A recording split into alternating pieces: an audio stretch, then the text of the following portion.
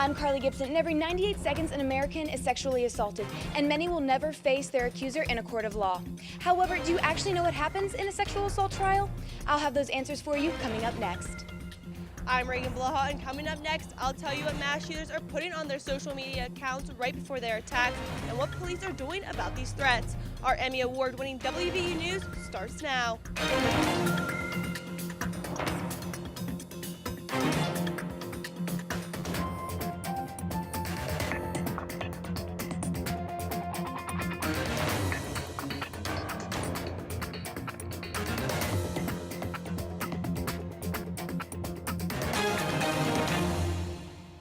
A man opened fire in a Pittsburgh synagogue, and the massacre is believed to be the deadliest attack on Jews in American history. How are officials using social media to prevent mass shootings? I'm Shelby Davis. And I'm Bree Clark. Sexual misconduct has become a topic of discussion in U.S. courtrooms, and mock trials are being held to raise awareness. These stories and more on WVU News, an Emmy Award-winning newscast produced by television journalism students right here at West Virginia University. A record-breaking hate crime shocked the nation when 11 people were shot and killed at the Tree of Life Synagogue in Pittsburgh.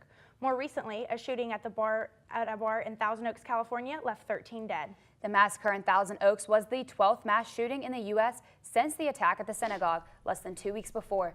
Reagan Blaha joins us now from Social Square to tell us how social media can help identify criminals capable of a mass shooting. Reagan? In the aftermath of the Pittsburgh shooting that killed 11 and injured 6, many are looking at the disturbing social media posts made by the shooter. I found out more about how officials are searching for violent messages online to prevent mass shootings across the nation. And good day, I'm Tom Yamas. We're coming on the air right now with breaking news. At this hour, police are on the scene of a deadly shooting. Police say 46-year-old Robert Bowers frequently posted his hatred towards Jewish people online.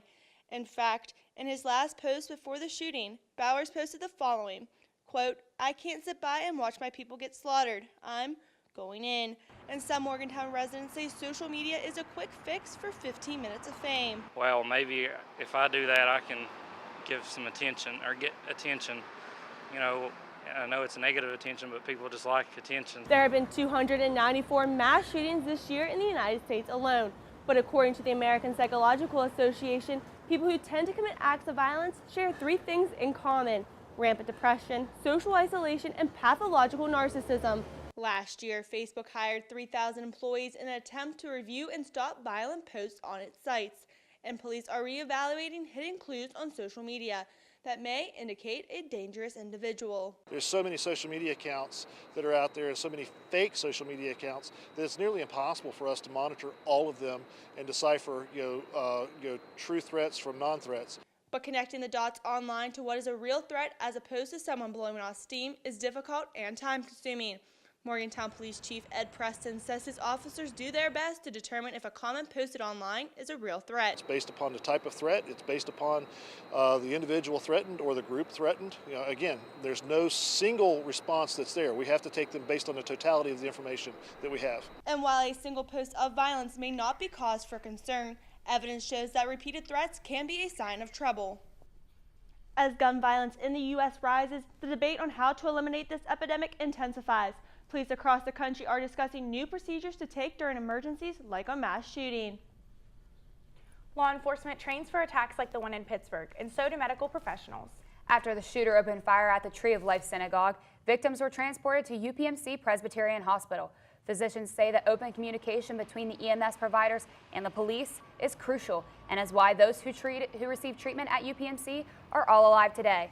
After mass shootings, medical centers like UPMC update their emergency plans and make changes to better prepare for gun violence tragedies. The Pittsburgh shooting hit close to home, and Mountaineers joined together in support of one another. Students and members of the community gathered on campus to honor the victims. Mason Costa joins us in the studio now to tell us more. Mason? That's right. In 2018 alone, the U.S. has seen more than 300 mass shootings, and the deadly attack at the synagogue happened less than 100 miles away from Morgantown. Local rabbis and student leaders of Jewish organizations spoke at a vigil held at the university, drawing crowds from all over the Morgantown area. A candlelit vigil was held for the shooting victims of the Tree of Life Synagogue at WVU's Woodburn Circle. It's unbelievable what somebody could do Our goal right now is just to remain strong and to spread light and just push away the darkness. The vigil, which was sponsored by the Jewish students of WVU, lasted just an hour, but left a lasting impact on the students who decided to attend the event.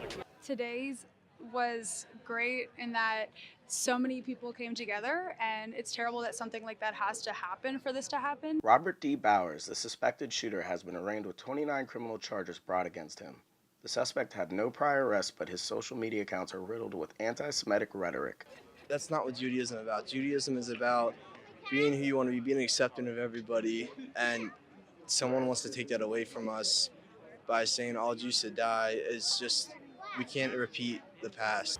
A nationwide hate problem is hitting close to home here in Morgantown. It's affected certainly lots of people, our neighbors up to the north in Pittsburgh, as certainly some of our students here in Morgantown and faculty and staff. It's also kind of unnerving because we've heard about other shootings in other places, but now it's so close. Statistics show that hate crimes against Jewish people are the most common form, and since Robert D. Bowers will be charged with a hate crime, he is eligible to face the death penalty. Bowers was armed with an AR-15 and 3 handguns. All 11 victims were over the age of 50. Out of the victims were 2 brothers and a husband and wife that were married in that very synagogue 60 years ago. WVU remembers those lost in this tragedy. The hate crime was motivated by the shooter's prejudice against the Jewish community and happened in a place that many Pittsburgh area residents say celebrated diversity. Thanks, Mason. Diversity in the workplace is up for question. 50 years ago, newsrooms across the nation pledged to create workforces that reflected the nation's diversity.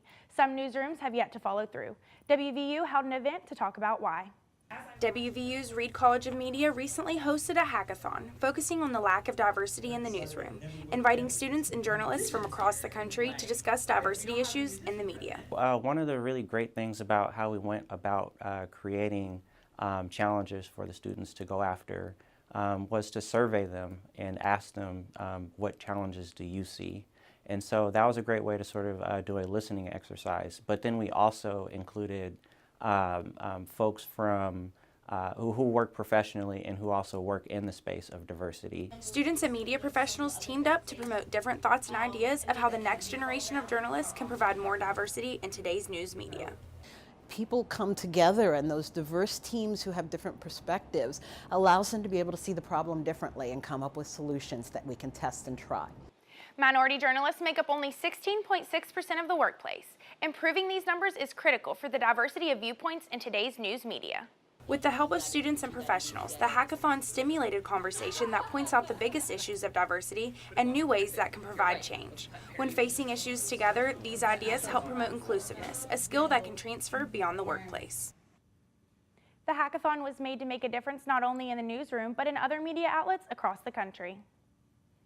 Thanks, Bree. When protesters took to the streets following the confirmation of Supreme Court Justice Brett Kavanaugh, many of their signs bore 2 words, #MeToo.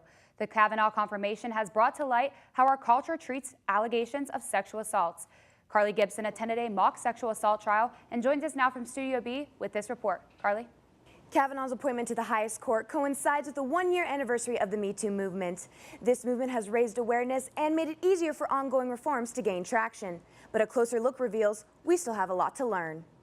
The WVU Law School and Title IX have joined forces to raise awareness on sexual assaults on college campuses. The purpose of the mock trial is really to take a case and present it to students so they kind of, for 2 things. One, so they understand the process of what would happen if they were sexually assaulted or if they were accused of a sexual assault. We want to make sure that they know how to report and whom to report to and what options may happen regarding a criminal investigation as well as a Title IX investigation. Monongalia County Prosecuting Attorney Perry DeChristopher says it's important to show the public how complex sexual assault cases can be and why it's difficult to get a conviction. I think that victims, as I said, are sometimes put on trial by defense attorneys. I think their decision making is scrutinized. I think witnesses' decisions are scrutinized.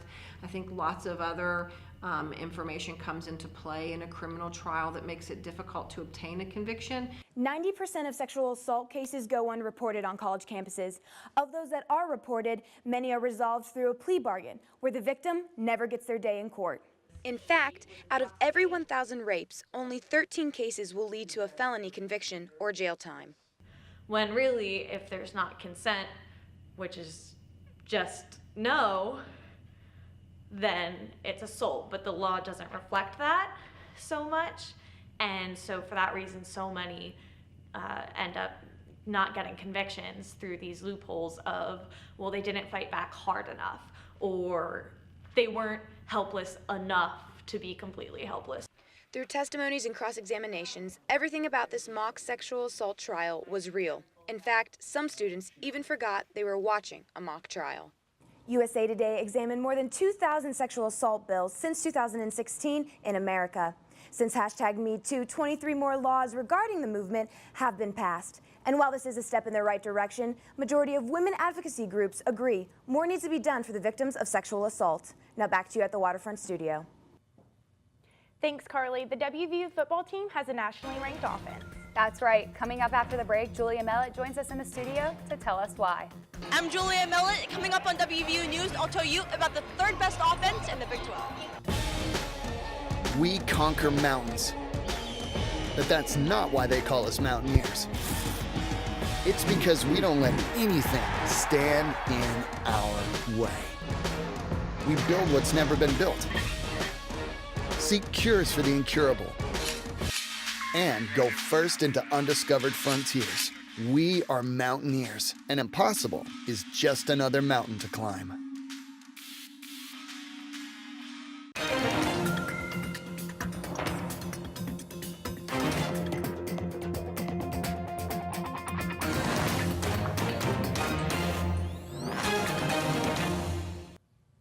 WVU football ranks 3rd in the nation in team passing efficiency. And 6th in completion percentages and passing offense. Sports anchor Julia Mellett joins us in the studio to tell us more. Julia? Thanks, Shelby. Bree. Heisman contender quarterback Will Grier has an offense that ranks high in the Big 12 and is a major factor in the team's successful season. I spent this season watching the offense rack up points. Here are my takeaways going into the last regular season games. Daniel Holgerson knew that he had a winning combination with quarterback Will Grier and receiver David Sills. What he lacked was a core offense with a combination of experience and depth. Coming into 2018, the coaching staff made changes. After finishing the 2017 season 7-6, Holgerson and offensive coordinator Dick Spavital reevaluated the offensive presence, factoring in the work that freshmen like Letty Brown and sophomores like Tevin Bush had done in the preseason. Now, the offense is outscoring opponents by more than 2 touchdowns a game. And who's leading the charge? The Johnny Unitas Award, the Maxwell Award, a Heisman contender, and QB1, it's Will Grier. After the 58-14 Baylor win, the team used that momentum to propel into a tougher mentality. It's what our team needed. So they're in a really good spot right now, and you know it's gonna give us some momentum for what we know is gonna be a tough November. But it's the Big 12. Everybody else got a tough November too. Not only are players like Sills and Jennings hitting their strides at the right time, but rushing threats like Bush, Martell Pettaway, and Kennedy McCoy, along with receivers like Marcus Sims, have all found ways to contribute. A lot of that goes to the versatility we have on offense.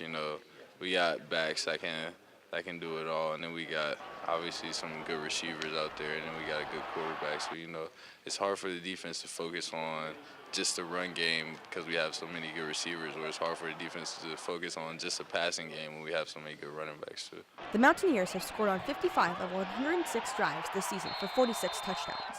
Sills and Jennings also lead Power 5 conferences in combined receiving touchdowns. The team is gearing up to face off against the Sooners in Morgantown, and Will Grier is preparing to match up against Kyler Murray, a fellow Heisman candidate. Thanks, Julia. I can't believe it's our last home game already. It definitely goes by way too fast. Well, that's it for this week's edition of WVU News. You can visit us online on our website. You can also watch our shows on YouTube, and please follow us and our reporters on Twitter. I'm Bree Clark. And I'm Shelby Davis. Thanks for watching. We'll see you next time.